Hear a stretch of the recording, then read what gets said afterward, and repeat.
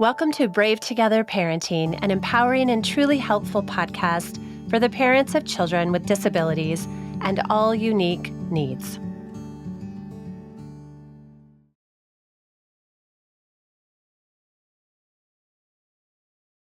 Well, what I want to say to what you're saying, Susanna, is that our caretaking does require a level of attention and attention to detail, observation, action. And so it's so understandable how we get into this highly anxious position on top of anyone who might have been an anxious bunny before they had children, that's a phrase I've been using lately. I'm an anxious bunny. Anyways,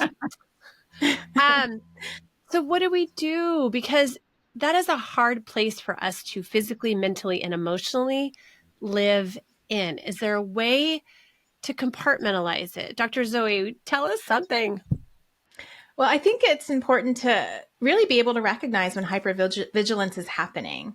So hypervigilance feels like a sense of always being on edge, right? It's that hyper ability to pay attention, like you were talking about, Susanna, right? But then it also manifests in things like having trouble sleeping at night, thinking about catastrophic things that happen, and then recognizing, because when you're always on edge, you're recognizing things that don't even really need to be paid attention to, right? And so I think the first step is first being able to honor what's going on. So we cannot healthily live in a place of constant activation where our nervous system is constantly activated, right? But we have to recognize that ability that we have to be hypervigilant, it's a trauma response to a certain extent, but it's also protective, right?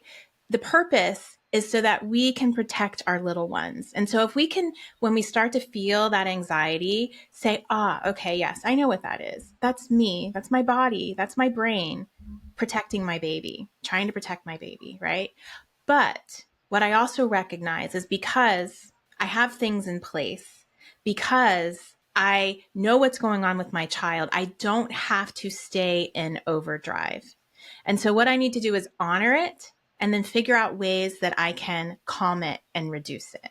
And part of it is recognizing, I love Joseph Wynn's book, Don't Believe Everything You Think. It's a fantastic book.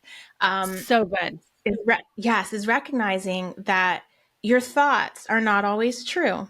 And the places where you want to immediately pay attention to don't always need to be paid attention to. And so you can start to separate yourself from your anxious thoughts by looking at them and saying, oh, yes, that's there. Oh, yes, I know I'm worried about my daughter's, allergies. Oh, yes, I'm worried that she might choke if she's eating that food too quickly. I understand what that's about. But I also know that I've cut the food up well. I also know that I know exactly what to do if it happens. I don't have to prepare as if it's happening right now, right? And so it's learning to separate your thoughts and reminding yourself, I don't have to believe everything I think. I'll let that thought just kind of flow down the river. I'll watch it and know that I'm okay, and reminding yourself that you are. And, there's lots of grounding techniques that can be done, deep breathing, reminding yourself to be present, because hypervigilance is about that fear of something that could happen, right? If we remind ourselves to stay in the present, that can help as well.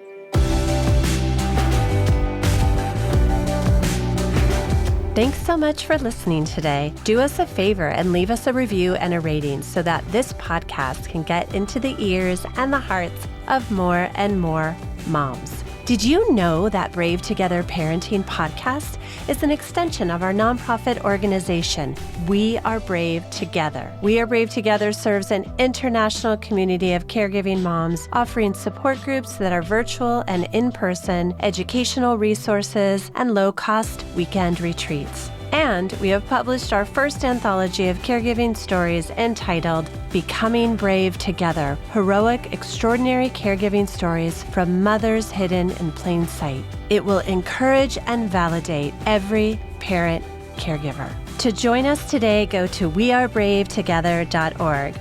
Our support and sisterhood awaits you. Brave Together Parenting Podcast is for entertainment and education purposes only. It's not a substitute for professional care and should not be relied on for medical or mental health advice. The use of any content on our podcast, links, show notes, or on our website is to be done at your own personal risk. Please seek out a professional to assess your own medical or mental health concerns because we are all beautifully complex and the content of this podcast is for a broad audience.